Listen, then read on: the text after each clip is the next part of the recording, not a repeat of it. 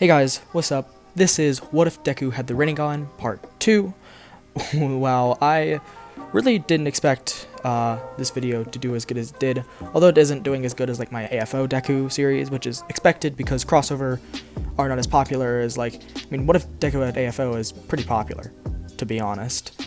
But besides that, I hope you guys are having a great day. Make sure to like, comment, subscribe, and hit the notification bell. And also, comment in the comment down below what if you'd like to see, what you like about the story. Just comment whatever the hell you'd like. And with that, let's get straight into it. So, last time we left off with the Tengai Shinsei destroying the Zero Pointer. After this, Izuku would get a notification that he was accepted, as well as Shinzo, since it was both sent to the same address, since Shinzo's body as well as his parents' bodies and the two robbers' bodies are always on him. So he would get the acceptance letter for both him and Shinzo. Both of them got in because of their immense scores being the top two, with Izuku having the highest. They are both placed in 1A, of course. But to make it simple and to not have 21 students and to still have the regular 20, as they did in the original canon, Mineta does not get in. I think, as I said in my AFO series, having Mineta ejected from the story, although I like him as the comic relief character it is, once again, Aerie shit was fucked up, but besides that, I think he's a pretty good character, and sure, he's a perv, but I mean, what main character from an anime isn't a perv? I mean, isn't either a perv or a massive, focus on being a hero. There's the two sides of that spectrum of shonen main characters. So, either wanting to be really strong or be the best, or being a perv. That's two of the main qualities of shonen characters, and some can have both. Naruto, for instance.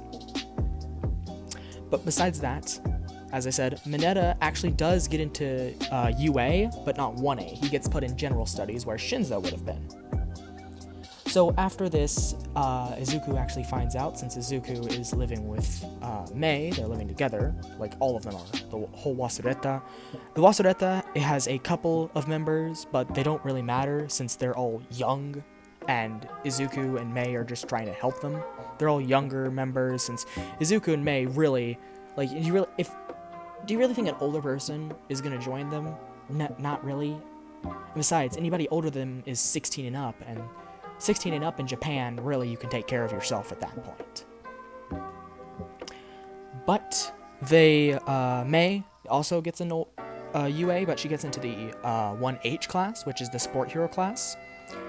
And they all celebrate, the entire Wasurata, all of the younger kids, and Izuku and Mei, they all celebrate at, a fast food joint. Obviously, they're not gonna celebrate at, a fancy restaurant, still struggling for money, but, they make their way. They make it. And so next up is the Aizawa training. So when Izuku and Shinzo get to school on the first day, Aizawa would obviously do the training stuff. There's not much to say about that. They're really, Izuku and Shinzo were the top two. That's about it. Shinzo, he attached 2 missiles. No, he's the animal path. Sorry, he's not the Asura path. I keep thinking he's the Asura path, but no, he's the animal path. So not 2 missiles. He summons the bird, and the bird just grabs it and flies off. You gotta assume that's what Koda did, because how would Koda have gotten, how would people like Koda and Hagakure have gotten better scores than Deku when Deku literally worked his ass off? Seriously, Deku was I'm coming in last in all of these things, and you see people like Koda and Hagakure, and you're how, dude? How did you come behind these people? And seriously, Kirishima shouldn't be any faster than the normal human. Neither should Kaminari, Mineta. There's a lot of people. Well, obviously Mineta's not in this canon, but there's so many people that you could beat since you were training for 10 months. Your physical endurance, strength, and all that. And Izuku is even more buff and even more fit and fast and all that good stuff in this timeline because he's just been working his ass off, either, you know, trying to provide, fighting off threats to his territory, or just fighting off villains in general. He's pretty buff. He's really good in martial arts as well. Mei is also good in martial arts and knife combat, just because, you know, she was on the streets. It's something you kind of pick up. They don't use guns though, because you can't really get your hand on a gun as easily as you can on a knife. So they just decided to stick to knives instead of trying to go for bigger targets like a gun, because they'd either have to swipe it off like a police officer or a gang member, or they'd have to buy one, and you can't buy one in Japan until you're an adult, which I believe you can't buy one until 18, maybe older, I don't remember. But yeah, I got way off topic there. So next up would be All Might's training. All Might's training would go basically not the same, but close to it. But Izuku would not be paired up with Uraraka. He wouldn't be paired up with Uraraka. He'd be paired up with Shinzo. Random chance, just I want it to go that way. And when they walk in the room, Katsuki is just there. He's waiting for Deku, yet he knows what happens to Deku's parents, and he knows that Deku has a quirk. And Bakugo just stands there saying, "Deku, let the other guy go ahead.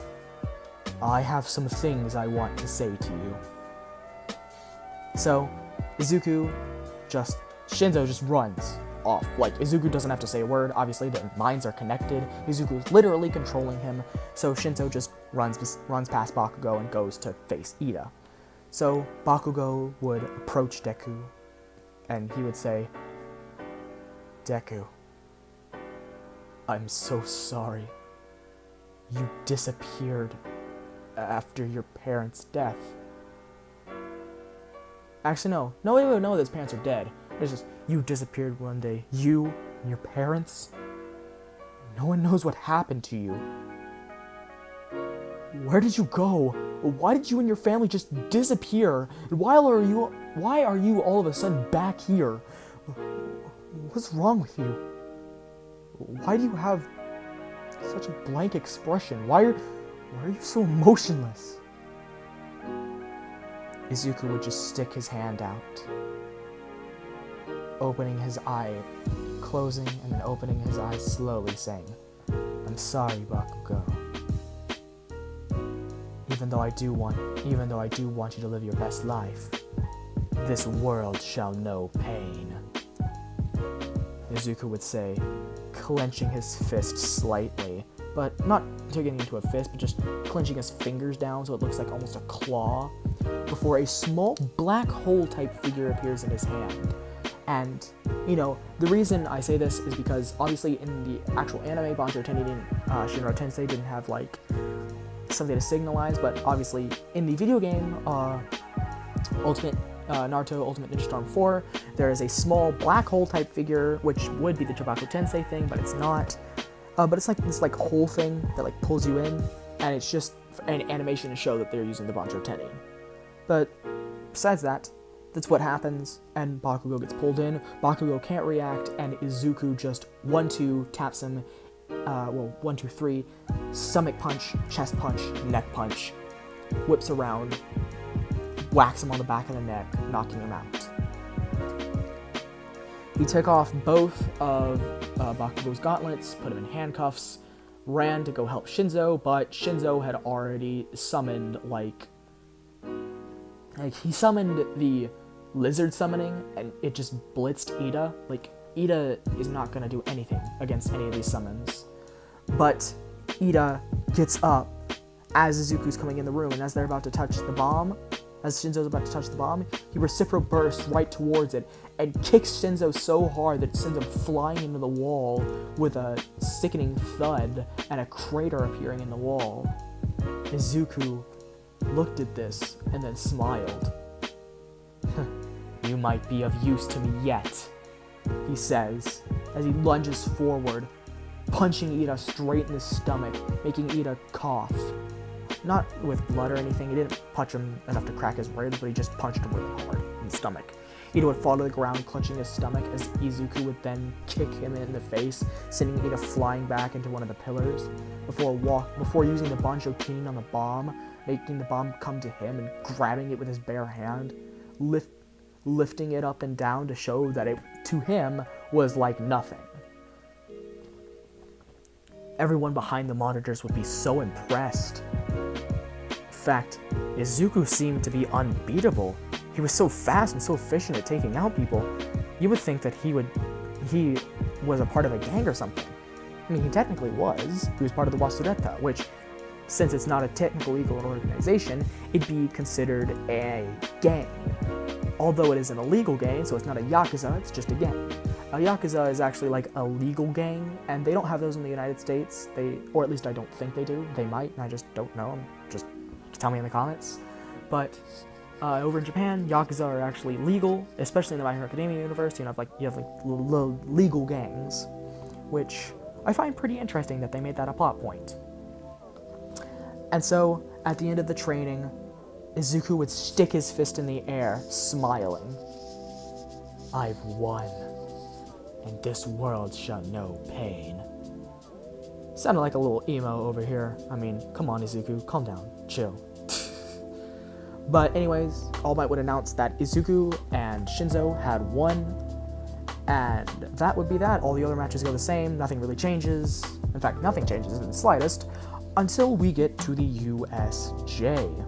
Now, the USJ would be different, a lot different. In fact, no, really different. So, how the USJ would go is normal. They would go like normal, they would get there, and then 13, except with Kurogiri, all happens the same. The stuff changes when Izuku's in the water. Izuku would sense around him, but because he had ordered Shinzo's dead body basically to grab onto him, that he and Shinzo got teleported to the same places along with Asui and no one else. It was just those three, because Kurogiri was grouping them in groups of 3. So that they could eliminate multiple at once, but there weren't too many groups so that they could actually fend off. Or at least they thought, but apparently these kids are able to take on a bunch of villains. Just entire groups of villains. Especially like Todoroki. Good grief, Todoroki. Just takes out an entire group of villains with just, hey, ice time.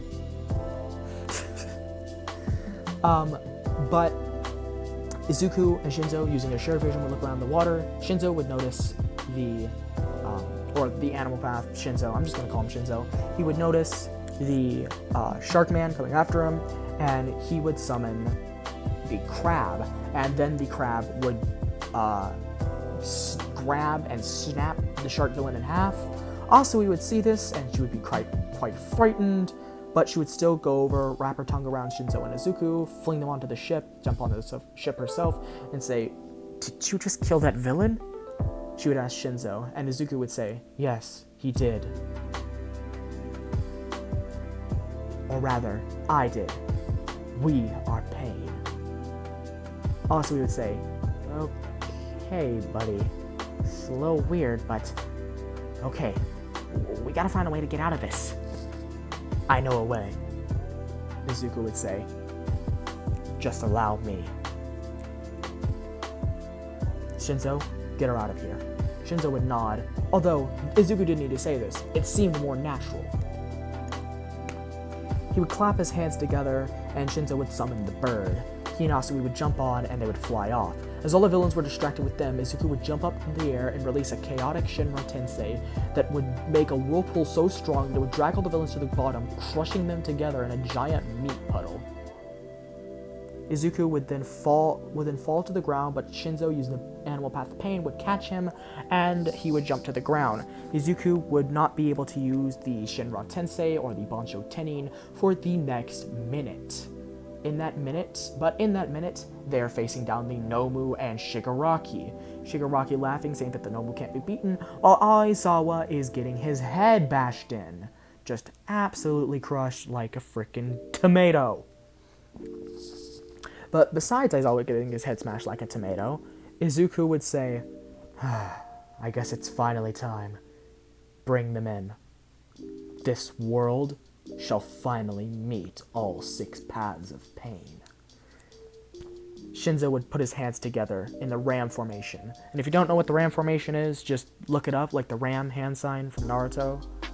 You'll see what it is. He then slammed his hands on the ground and summoned the other 4 paths of pain. His father, Hisashi, with the Asura path. His mother, Inko, with the human path. One of the villains with the Naraka path, which also had a quirk that turned his body to carbon.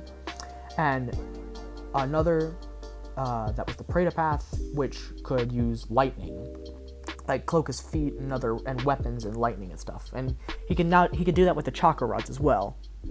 But he could even form like a small Chidori at this point because, the Rinnegan enhanced his quirk. As did with Inko, she can basically use the Bancho Tenin. Hisashi, he can basically do a fireball jutsu. In fact, if he pushes himself, if he wanted to use his actual quirk, which, he could just shoot missiles instead of trying to use his fire, but he could kind of do what Madara did against the Shinobi Alliance with the Majestic Flame Destroyer jutsu, which pretty cool. Took like 10, 12 ninja using like a really powerful water style to defeat him. So yeah, 10 Jonin water style specialists just to take out one of Madara's simple jutsus. Yeah, Madara's a little strong. But let's continue with the USJ. So Izuku would tell the Paths of Pain to go, and instantly Hisashi with the Asura path and the Preta path would surround the Nomu, while Inko, the human path, would basically use her quirk to pull Shigaraki towards her, and Shigaraki and Kurogiri would have no time to react, as Shigaraki's soul would get ripped straight out of his body. Yeah, Izuku has experience killing people, and he's going to have trained all of them more than Shinzo, because remember, he's only had Shinzo for about a year. The rest of them he's had since a very, very young age. So they're going to be experienced, he's going to be experienced telling them, and he's trained with them, and he's trained them.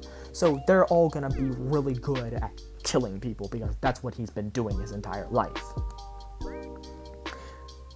Izuku would say, well, this is easier than I thought, as he had the Naraka path and his mother stay back with him on guard, to guard him while his powers had to restore. Shigaraki would lay down dead on the floor, and Kurogiri would just say, yeah, I'm a dip, and he dips from there immediately. Izuku would realize this through his shared vision, seeing it through Shinzo's eyes, and he would get pissed. He would say, blow that fucking thing to smithereens, as Shinzo would dart back to him, and then summon multiple summons. The two-headed dog summon, the bull summon, the rhino summon, the crab summon, the bird summon, the gecko summon.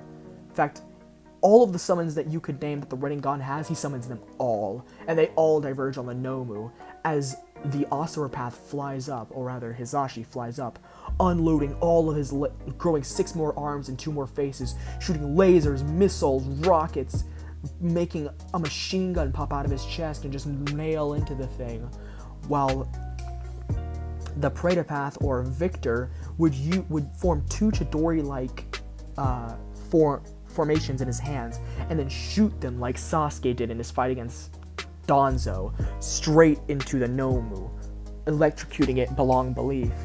And then the Naraka path would just basically do what Deepa does, and form like these giant cubes of carbon, condense them so that they're really powerful, and then shoot them straight towards the Nomu. And Inko really wouldn't do anything, she'd just stay back with Izuku. When the Nomu came out of this, it was regenerating, but it was nothing more than simply a disfigured arm and a head. And Izuku would be like, I ain't having any of this. And so he orders Hisashi, and Hisashi would oblige, forming 6 laser cannons with his arms, and 1 giant one in it from his chest, blowing that thing away with a blast that looked like a freaking Kamehameha. Like, we're talking like Super Saiyan Blue types of Kamehamehas. And with that, the Nomu and Shigaraki, the leader of the League of Villains, is killed. This event takes place sometime before the sports festival. Izuku would be walking down the corridors, and he would be talking to himself, muttering. Shinzo would obviously be walking beside him. Shinzo never leaves his side. And All Might he'd thought about what All Might had asked him earlier. Because All Might had gotten there, but he saw that the boy had summoned the other 4 people, and he wanted to see what happened, and to his surprise, he just killed Shigaraki, destroyed the Nomu, learned that there was a pile of bodies at the bottom of the lake that was there earlier. And All Might had asked him, "Young Midoriya, do you really want to be a hero? Or are you more interested in killing?" "All Might, sir. I'm just doing what SWAT teams and Black Ops teams do every day. Do you think they take terrorists in for interrogation?" Terrorists, interrogation? That's funny. No, they don't. They shoot them square through the head. So why in the world should I spare a bunch of people that were trying to kill me? Besides, it was just self-defense, All Might. Just because my power was too overwhelming for them doesn't mean that I really did mean to kill them. Even if I did, I will just say that it's self-defense, and then I'm still technically a hero, right? Heroes kill people every day. Just because you're one of the only heroes that can actually spare everyone while still subduing them doesn't mean that other heroes don't kill. There's plenty of heroes that do, I should know. I can name a lot of them. Even your number 2 and number 3, Hawks and Endeavor, have killed plenty of villains. You're special, All Might, and in fact, when you retire, Endeavor is still going to be killing. I guarantee you.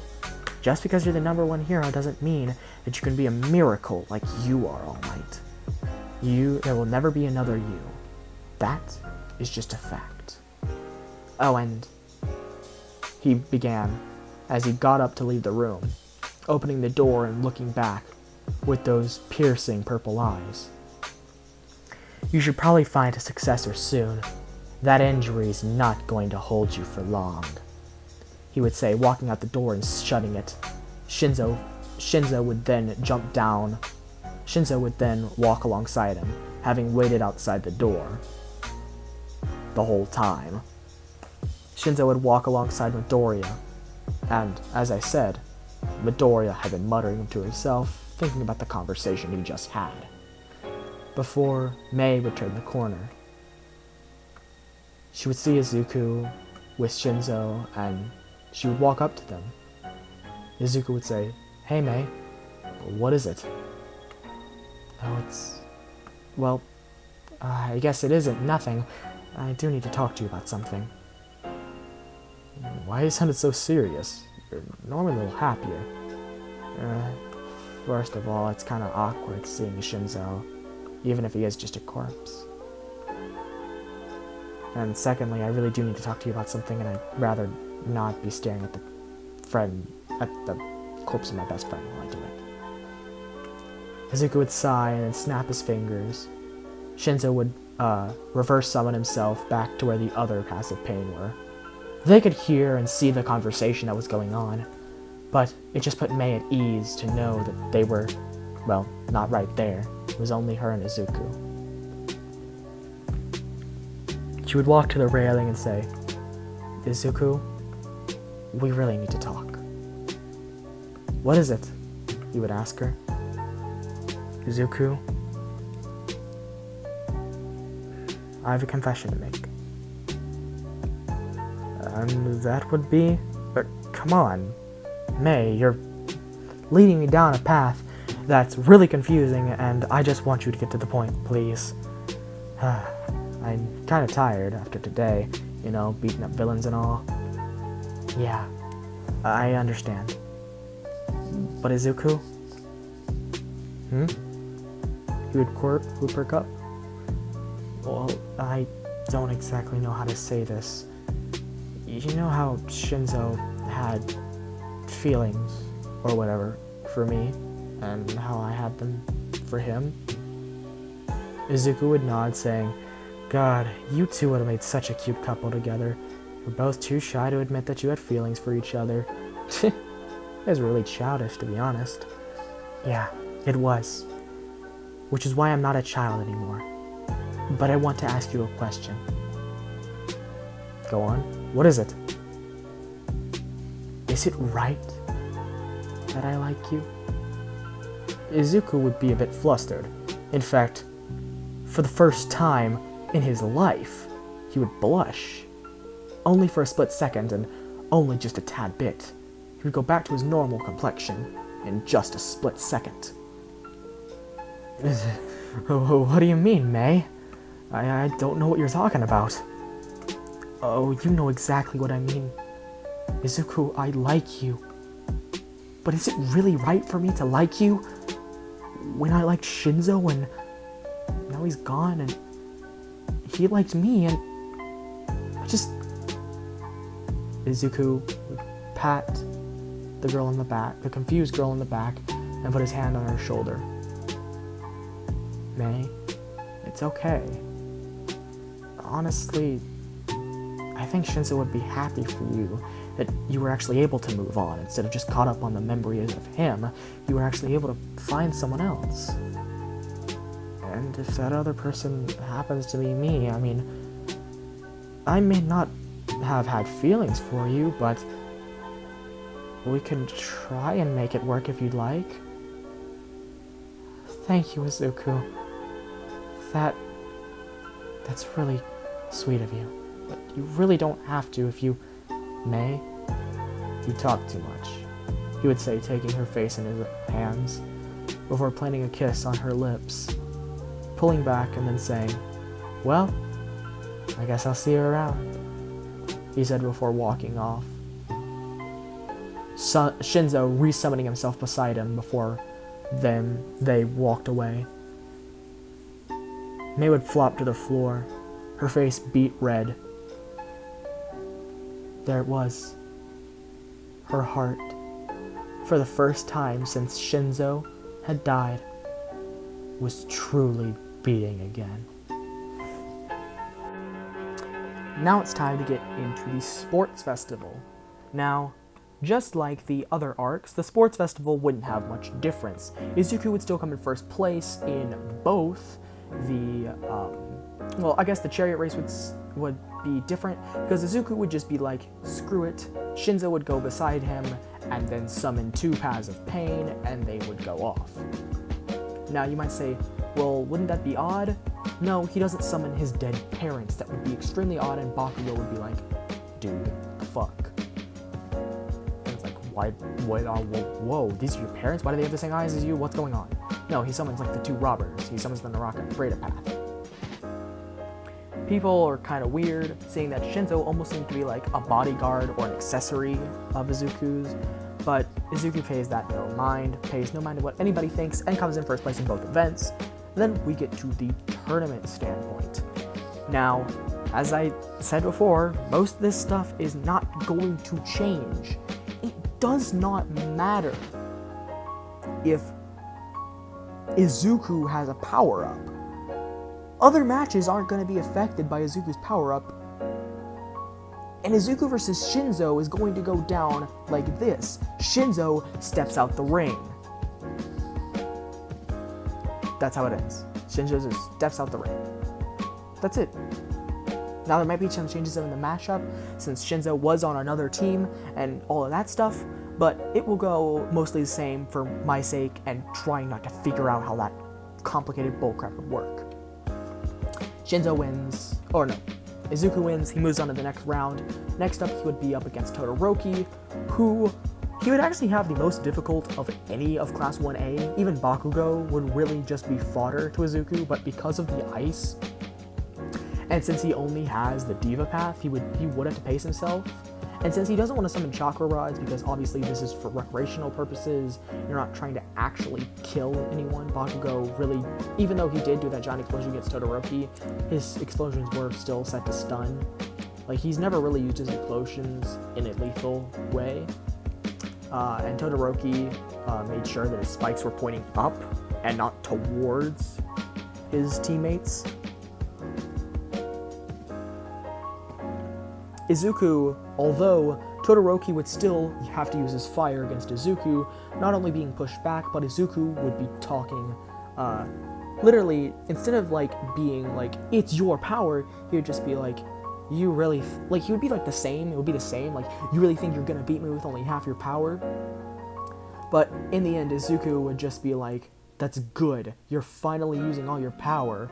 He said he would block a simultaneous ice and fire attack from Todoroki with a simple Shinra Tensei, before he then would dash to the side as Todoroki would try and send another attack. And he would use the Bansho Tenin to pull Todoroki in. He would then kick Todoroki to the ground before grabbing him by the head and throwing him straight out the ring before Todoroki could react. Izuku would win. Not violent, he didn't have to use the chaotic Samurai Tensei or anything like that, he just won. As for the semifinals, it would go the same. He would move on automatically because, well, Ida would have to leave. He would wonder why Ida left, but he would decide not to pry. And he would find out later. Oh, and I forgot to mention, he does become friends with people in UA. Like, he does make friends. Like, he is depressed, but he's not like Nagato.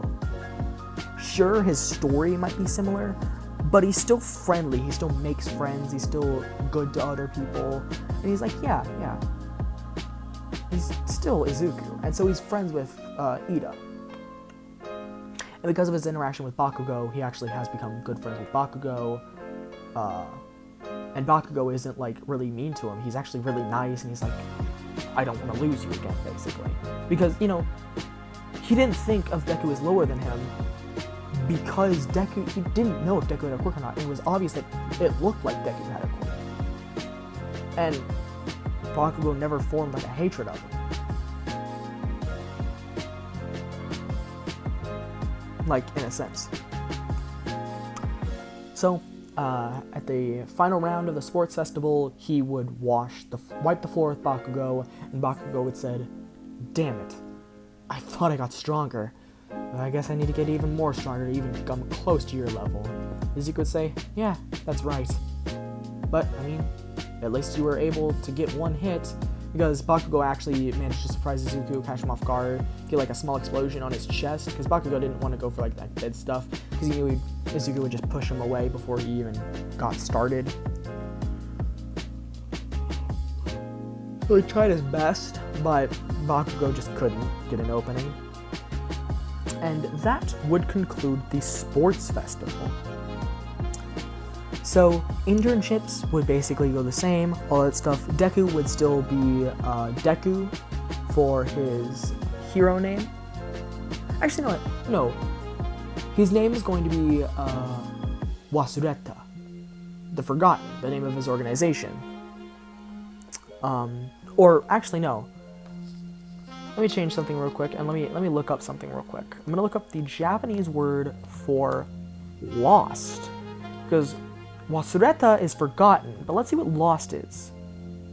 That's Ushina Wareta. I'd rather just have the Wasureta. Yeah, so just the forgotten. So yeah, Wasureta, so people wouldn't forget. Makes it easier, and makes it much easier on my brain. So that would lead us straight into the stand arc. Now, obviously, Izuku wouldn't be training with, oh my god, I already forgot the old man's name. I don't even want to look that up, but the Jet Hero guy, Gran Torino, there we go, the guy who trained All Might, alongside Nana. And that would lead us straight into the stand arc. It doesn't matter. Izuku would kind of like sense that Ida was trying to do something when he met him again. He learned about his brother, and he would sense the emotion for revenge. And so he would kind of think, Ida might go after someone. So he sends the Naraka Path of Pain to basically look over Ida.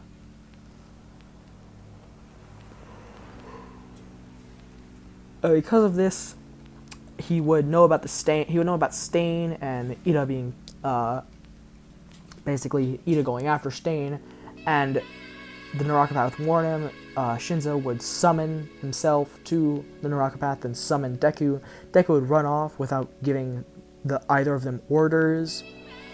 And Izuku was just too focused because he really wanted to save his friend, but he was too little, too late. As soon as he rounds the corner, all he sees is a katana plunging straight into his friend's head. His brother, Tensei, had actually not died, just really injured, but barely escaped. But how is Izuku going to explain this to this family? Tenya Ida is dead.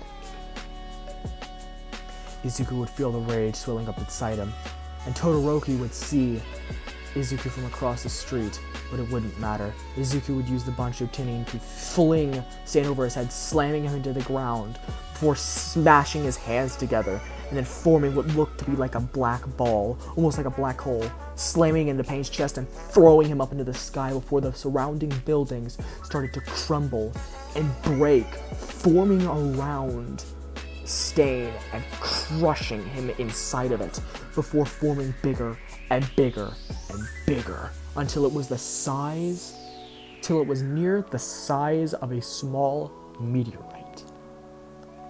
Izuku would then say, "Chibaku Tensei, scatter apart," as his Zashi Midori would appear out of nowhere and do the same blast he used to destroy the Nomu, which would pierce the middle of the Chibaku Tensei, blowing it to smithereens. Stain has been defeated and killed. Todoroki would see that, and he would literally nearly be shitting his pants. Not only was Stain strong enough to kill Ida, but then what Izuku just pulled was like, that was literally a planetary feat, or a small planetoid feat. Something that not even All Might was capable of. And Izuku did it seemingly, although he was weakened, seemingly did it with only a decent amount of effort. He would then, but he thought that until Izuku collapsed to the ground, seemingly out of it. He would run, well, Todoroki would run over to Izuku, seeing that he was actually pale, really pale. And his body seemed like he wasn't eating enough. Like, it was really frail, really skinny. Kind of looked like Nagato when Naruto found him. But then all of the paths of pain would jump in front of Todoroki, the Naraka path pushing him away before Shinzo summoned them all away. The Preta path would absorb chakra out of Mei, who they had just appeared in front of, and put it into Izuku. I can just imagine it kind of being like Drain Touch from Konosuba, if you've ever seen that. Just, when Cosmo grabs Darkness by the back of the neck and Drain Touches her to pour the energy into Whis. Basically, it's what happened. The Preta Path just grabs Mei by the back of the neck, absorbs the life energy and chakra out of her. Like, not all of it, obviously. He's gives Izuku enough to, like, get better off of. And yeah, that would be the end of the Stain arc, and the end of, sadly, Tenya Ida. When Izuku would wake up, he would face Mei Hatsume again. Now, over these past few months, they had been together, they had gotten really close. You can imagine whatever you want in your heads. You can take that wherever you want. Be as perverted as you want to be. I don't care at this point. But besides that, he would say, glad to see you're waiting for me. Mei would plop herself down. She was She was dirty, but neither Izuku nor Mei cared. She'd rest her head on his shoulder, and they would fall asleep together as they had done so many nights. Only this time, it felt different. Well, rather, it felt the same as it had the past few months, but different than the years they had slept in the same bed together. This was nice, warm. This? Yes. This was home. I hope you guys enjoyed part 2 of What If Deku Had the Rinnegan. Make sure, as I said at the beginning of the video, to like, comment, subscribe, and hit the notification bell, as well as comment in the description below what ifs you want, what you want to see next, what ifs you want me to update, and just basically anything else in general, questions I ask in the video, stuff you want to say, stuff you like, stuff you didn't like, whatever. And I hope to see you guys, I hope you have a great day, hope you have a great week, and hope 2020 and the quarantine hasn't absolutely shredded your freaking brain. And I hope to see you guys in the next video. Goodbye.